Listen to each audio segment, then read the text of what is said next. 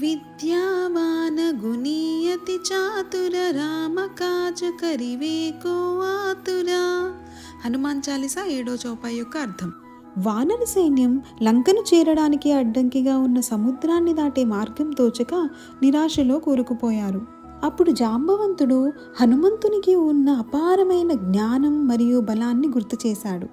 అప్పుడు హనుమంతుడు తన శక్తిని తాను తెలుసుకొని శరీరాన్ని పర్వతమంత భారీగా పెంచాడు, అంటే వికట రూపాన్ని దాల్చాడు.